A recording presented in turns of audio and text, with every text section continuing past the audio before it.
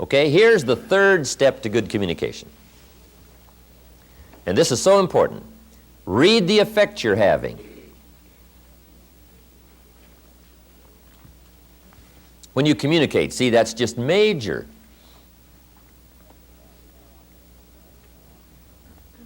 Study your audience, whoever your audience may be. If it's one of your children, you just study what's happening to them while you're talking.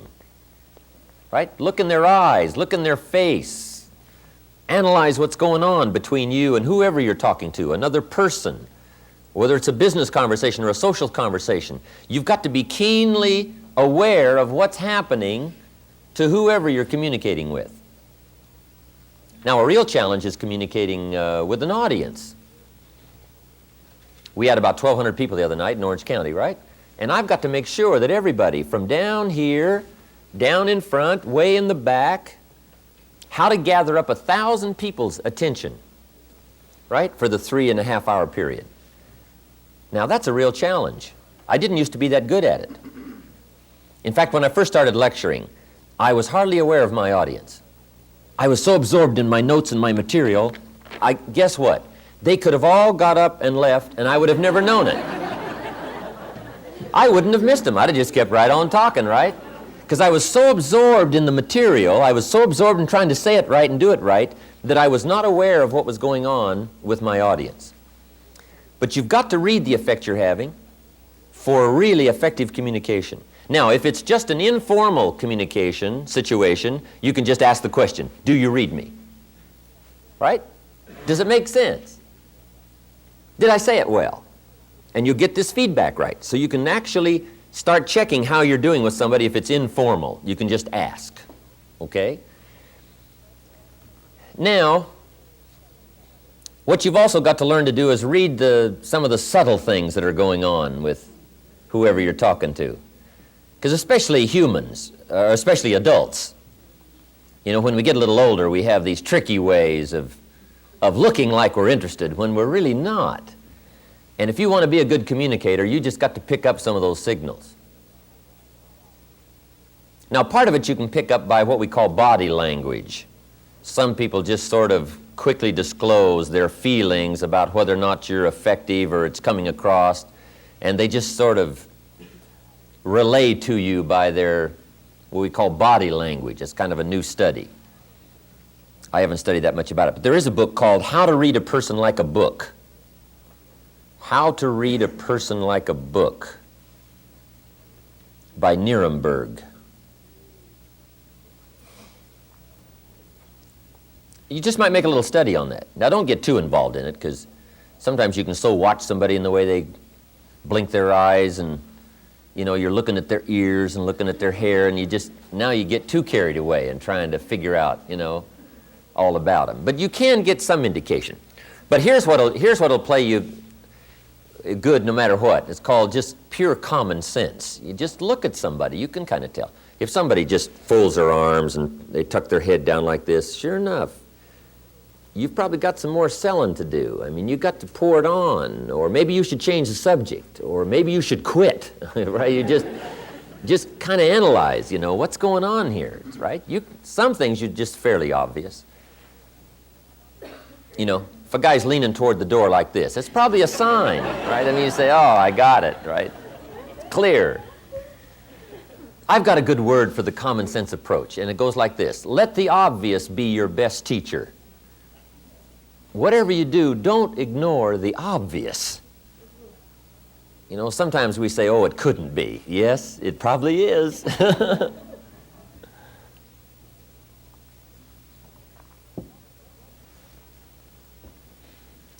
But adults especially, sometimes this is a bit tricky.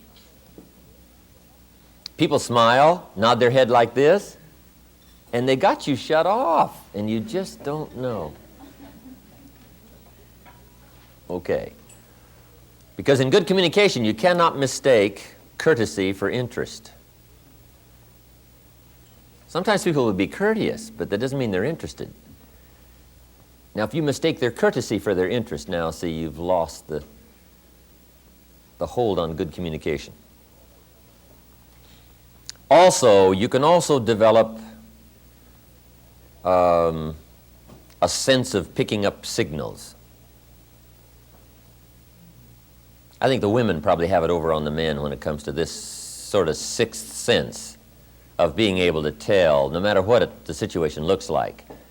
Women have this uncanny gift. I guess men can develop it, but women already have it. You know, the antenna is out. I mean, they pick up signals nobody else can pick up. I mean, the men don't have a chance. I think part of it is because until the industrialized society came, women were primarily the protectors. The man was the provider, right? He was gone. He was out there getting the game or whatever, and the woman was the protector. So I think the woman has devised these incredible sensitivities to danger and what's going on, what's happening. They're uncanny. Even the Bible says there's sheep and there's the shepherd, and then there's the wolves. That's what it says. Life is kind of like that, shepherd and sheep and wolves. It says also some wolves are so clever, they've learned to dress up like sheep and talk like sheep, I guess. That's what it says.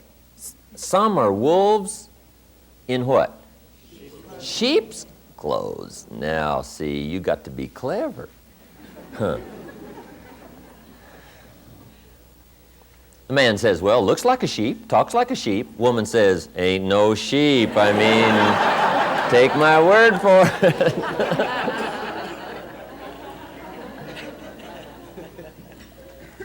But that's that long developed instinct, I guess, right? In the middle of the night, she says, wake up, something isn't right out there. He says, right? I mean, he's gone, right? She says, no, something, right? She has this uncanny sense.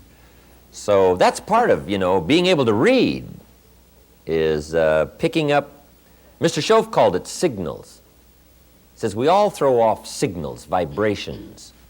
I don't understand all I know about that. But have you heard the expression, a dog can tell whether or not you're afraid of him? I guess that's true. We throw off a certain kind of signal, and animals, right, they just pick it up, they know. And you can't fake them out, right? You can say, I'm not afraid of you. Dog says, who are you kidding, right? I mean, come on. Okay, being able to read. That's so important, reading your audience. How you're doing. Should you speed up? Should you slow down? Should you change the subject? Should you be a little stronger? Just be more aware of whoever you're talking to. Right? Look a little more intently at somebody. Try to pick up what's happening between you and the audience or the person or the child or the business partner. You can't believe how it will affect your ability to communicate if you'll practice this part of picking up what's happening between you and someone else. Now here's number 4. Then we're going to take our first break.